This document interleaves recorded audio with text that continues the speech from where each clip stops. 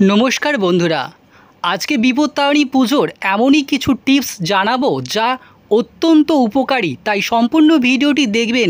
এবং এই ফুলগুলো কোন কোন ফুলগুলো বিপত্তারিণীর পুজোতে দিলে আপনি আপনার যা ইচ্ছা তা পূরণ করতে পারবেন, সেই ফুলগুলো বিষয়ে আমি বিশদ আজকে জানাবো। দেখতে থাকুন সম্পূর্ণ ভিডিওটি এবং চ্যানেলটি সাবস্ক্রাইব করে রাখুন, কারণ এই ধরনের ভিডিও এবং পৌরাণিক নানা কাহিনী নিয়ে আমি সবসময় আসবো আপনাদের জন্য। বিপত্তারিণী পুজোয় সাধারণত আমরা জানি যে 13টি ফুল নিবেদন করতে হয়। ডালিতে অবশ্যই রাখুন এই লাল ফুল। হ্যাঁ বন্ধুরা, আজকে দেখাচ্ছি মা বিপত্তারিণী পুজোর সব উপকরণ 13টি করে নিবেদন করা হয়। মা দুর্গার প্রিয় ফুল বা মা দুর্গার পূজায় নিবেদিত ফুল দেওয়া হয় দেবী বিপত্তারিণীকেও।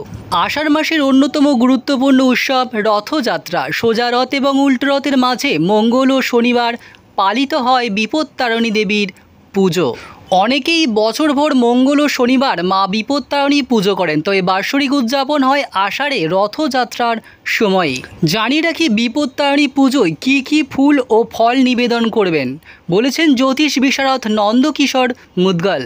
মা বিপত্তারিণী পুজোয় সব উপকরণ 13টি করে নিবেদন করা হয়। মা দুর্গার প্রিয় ফুল বা মা দুর্গার পুজোয় নিবেদিত ফুল দেওয়া হয় দেবী বিপত্তারিণীকেও।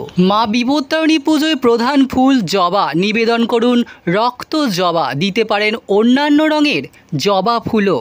পদ্ম ফুল অবশ্যই নিবেদন করুন দেবী বিপত্তারিণী পুজো। এছাড়া নীল অপরাজিতাও উৎসর্গ করতে পারেন তাঁর আরাধনায়। এছাড়াও গাঁদা ফুল, দোপাটি, কাঠমালতি, কাঠগোলাপ, আকন্দ, বেল, জুঁই, নয়নতারা, চাঁপা ফুলে সাজিয়ে তুলুন পুজোর ডালি।